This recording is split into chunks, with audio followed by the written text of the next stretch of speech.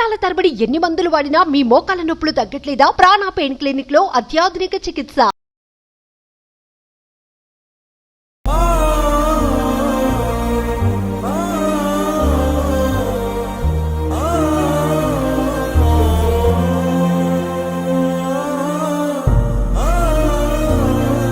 Hi hello నమస్తే, welcome to Suman TV. Cancer మహమ్మారి, దాని పేరు చెప్తేనే ఎక్కడో తెలియని భయం. మనం ఎంత హెల్దీగా ఉన్నా సరే క్యాన్సర్ గురించి ఎవరైనా డిస్కస్ చేసుకుంటే చాలు మనలో లేనిపోని ఆలోచనలు. అటువంటి క్యాన్సర్ మహమ్మారిని బారిన పడి అనేక మంది ప్రాణాలు కోల్పోతున్నారు. సరైన అవగాహన లేక కాదు, వచ్చిన తర్వాత తీసుకునే ట్రీట్మెంట్ కావచ్చు, లేదంటే మన ఇంట్లో ఉండే పరిస్థితులు కూడా కొన్ని కారణాలు అవుతున్నాయని చెప్పుకోవచ్చు. సో విజయనగరం జిల్లా కేంద్రానికి చెందిన దున్నా రామకృష్ణ క్యాన్సర్ మహమ్మారిని బారిన పడి ప్రాణాలతో అంటే ఆఖరి స్టేజ్లో ఉందనే చెప్పుకోవచ్చు.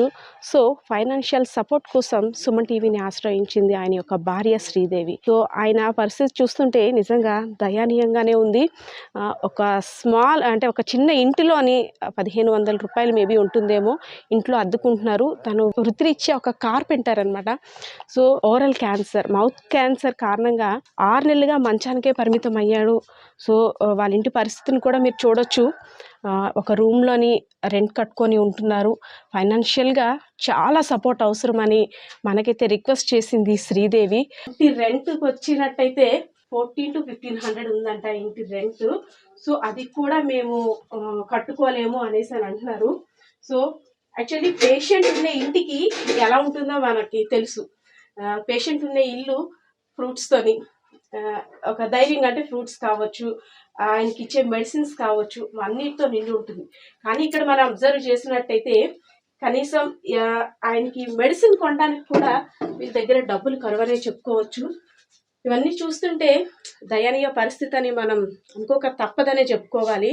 ఒక 6 months బ్యాక్ అంటే కుటుంబ పోషణ కోసం కార్పెంటింగ్ వర్క్ చేస్తూ తన లైఫ్ని చాలా హ్యాపీగా ఎంజాయ్ చేయొచ్చు అని ఊహించుకునే టైంలో క్యాన్సర్ మహమ్మారి ఇలా కబలించింది. సో అంటే డాక్టర్స్ చెప్తుంది ట్రీట్మెంట్ ఇంకా అవసరం ఉంది, చేయించాలి, రేడియేషన్ అవసరం పడుతుంది. సో మీరు తట్టుకోగలరా లేదా అని శ్రీదేవిని కూడా అడిగారు.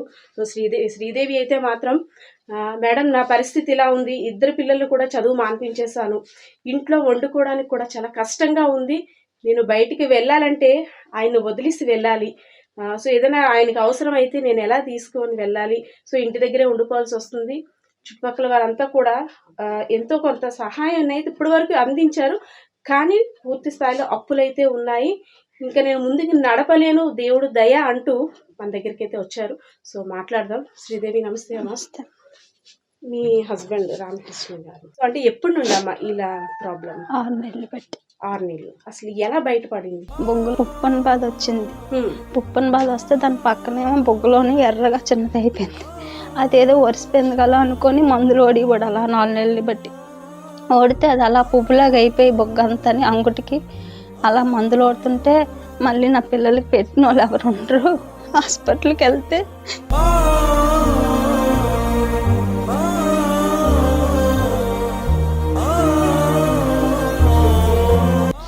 అని ససరత్ చేసుకున్నాడు. అలాగని చేసుకొని మళ్ళీ అందరు దెబ్బలాడారు, ఏం అవ్వదు, రూపాయి అవ్వదు, హాస్పిటల్లో జాయిన్ చేస్తాము, వెళ్ళండి ఆరోగ్యశ్రీ ఉంది అంటే వెళ్ళాము. వెళ్తే అక్కడ జాయిన్ అయినప్పుడు బాగానే ఉంది, ట్రీట్మెంట్ బాగానే చేశారు. ఇవి ఉంటాయి కదా రేపు టెస్ట్లు అవి ఫ్రీయే చేశారు.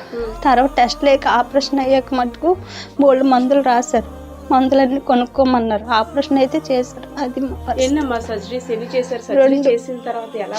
దవడంతా తీసారు అతనికి, ఇక్కడ అంగుటికి కూడా అవి వేశారు ముక్క. ఫస్ట్ సర్జరీ చేశారు. ఇంటికి వచ్చాకేమో మళ్ళీ 2 సార్లు పడిపోయాడు అతను. పడిపోతే మళ్ళీ 2 రోజులు పోయాక కుట్లన్నీ ఊడిపోయి ఇలా నోరు ఇలాగా ఏలబడిపోయింది. మాకు భయం వేసి మా మధ్య గారిని పిలిస్తే ఆటో పిలిచి తీసుకుని వెళ్ళారు.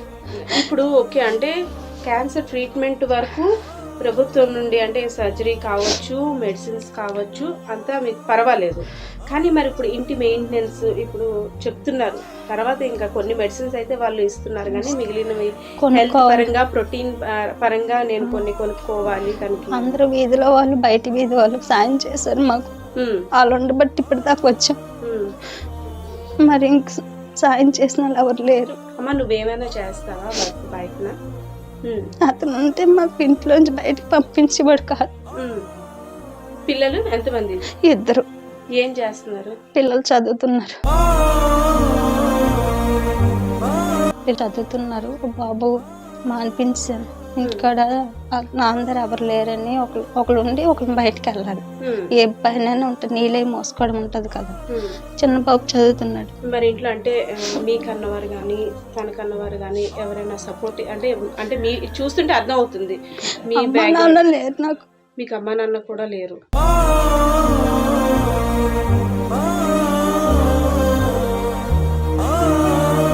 సరే శ్రీదేవి, అంటే సుమన్ టీవీ చాలా మందికి, ఇలాంటి వారికి చాలా మందికి హెల్ప్ చేసింది. చాలామంది కూడా దాతలు స్పందించారు. సో సుమన్ టీవీ తరఫున నువ్వు ఏం అడగాలనుకుంటున్నావు ఎవరైనా దాతలు? ఈదిలో వాళ్ళందరూ సాయం చేశారు. మాకు సాయం చేయగలిగితే ఎవరైనా సాయం చేస్తారని అనుకుంటా. ఫ్రెండ్స్ 500 ఒక 300 వాళ్ళకి చేతనైంది సాయం చేస్తున్నారు. వాళ్ళు ఇస్తున్నారు, కానీ అవి కూడా మాకు సాలట్లేదు. ఇప్పుడు దాకా చేశారు వాళ్ళు. ఇంకా అస్తమానం అడగాలంటే మాకు సిగ్గుగా ఉంటుంది కదా.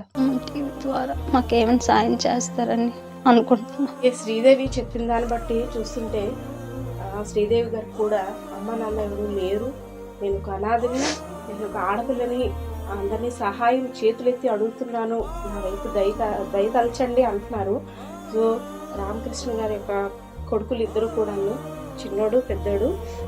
అమ్మ నీ పేరేంటమ్మా? నీ పేరు నాన్న? దుర్గా. స్కూల్కి వెళ్ళావా ఈరోజు?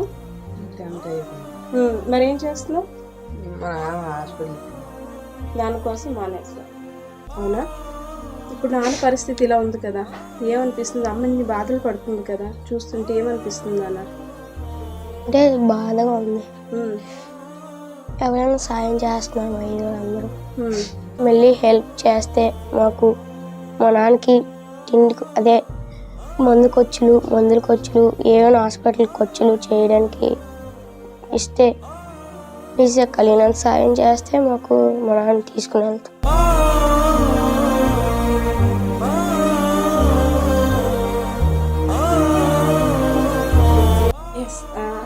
ఆ చిన్నోడు అడుగుతుంటే నిజంగా కళ్ళమట నీళ్ళు తిరుగుతున్నాయి.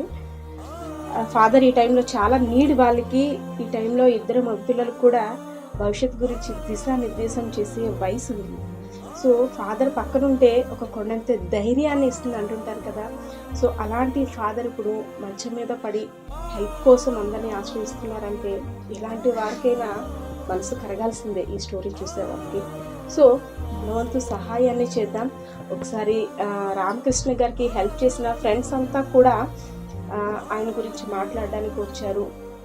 మా నుండి అయితే ఇప్పటివరకు మేము సపోర్ట్ ఇచ్చాం. గత 6 నెలలుగా మేము కూడా రోజు రెక్కలు ముక్కలు చేసి కష్టపడితే కానీ ఇల్లు గడవని పరిస్థితి. సో అంటే క్యాన్సర్కి ఎంత పెట్టినా సరిపోదు కాబట్టి మీ ద్వారానైనా కొంచెం ప్రాబ్లం సాల్వ్ అవుతుంది అనేసి అయితే బయట వెయిట్ చేస్తున్నారు వాళ్ళంతా కూడాను.